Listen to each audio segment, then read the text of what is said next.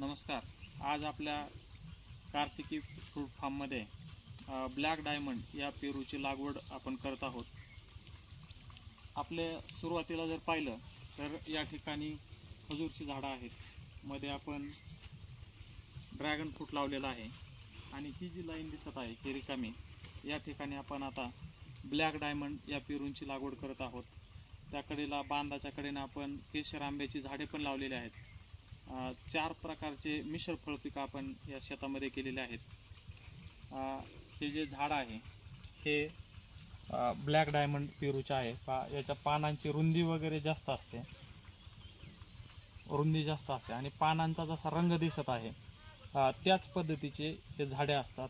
फळं पण तशीच निघतात, म्हणजे वरती पण या पानासारखाच त्याला कलर येईल आणि आतमध्ये पण अशाच प्रकारचा गर त्याला निघतो. आपण अगोदर पण एक ब्लॅक डायमंड संदर्भात व्हिडिओ टाकला होता फळं असणाऱ्या झाडांचा. आज आपण नवीन ब्लॅक डायमंड या पेरूच्या झाडांची लागवड करत आहोत. सुरुवातीचं आपलं हे जे अंतर आहे हे 12x8 वरती आपण ड्रॅगन फ्रूटची लागवड केलेली होती. त्यामध्येच आपण खजूरच्या झाडांची पण लागवड केलेली आहे.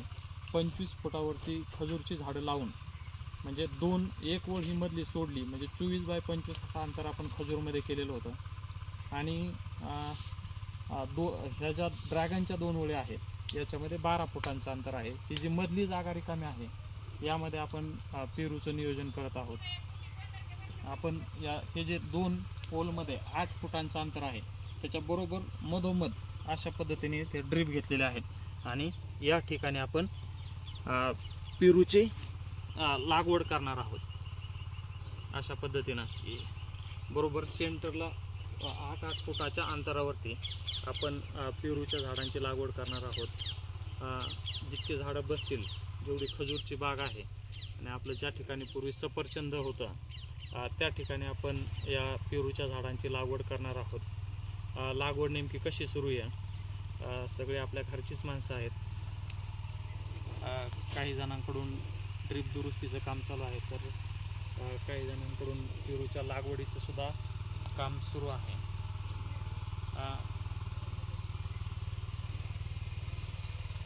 अशा पद्धतीनं आपली पेरूची लागवड सुरू आहे. मी तुम्हाला दाखवतो आता नेमकी पेरूची लागवड कशी सुरू आहे ते. ड्रिपची दुरुस्ती झाल्यानंतर हे पेरूची लागवड सुरू आहे. असे आपण एकदम छोटेसे खड्डे घेत आहोत सुरुवातीला, कारण पिशवीची जी साईज आहे ती एकदम छोटी असल्यामुळं आपण थोडेसे छोटे खड्डे घेऊन ते अशा पद्धतीने आपण बुजवून त्याला माती लावत आहोत. ही आमची आजी आहे.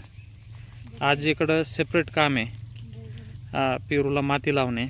त्याचबरोबर या ठिकाणी ही आमची आई आहे. त्यांच्याकडून असे छोटे खड्डे करायचं काम सुरू आहे. आणि हे आमच्या चुलत्या आहेत, त्या पाठीमागे पेरू लावत आहेत.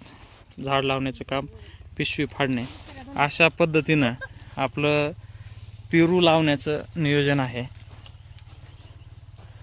हे पहा,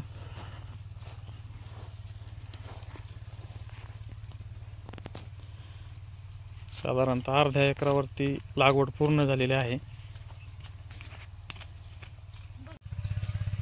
अशा पद्धतीनं खजूरच्या बागेमध्ये आपण जे पोलमध्ये आपलं जे ड्रॅगनच्या पूर्वीचं 8 फुटाचं अंतर आहे त्याच्या 2 पोलच्या बरोबर सेंटरला अशा पद्धतीनं आपण पेरूचं झाड घेतलेलं आहे.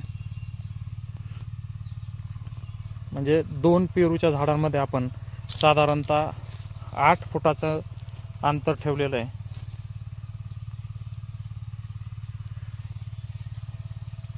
आठ फूट अंतरावरती या पेरूच्या झाडांची आपण लागवड केलेली आहे.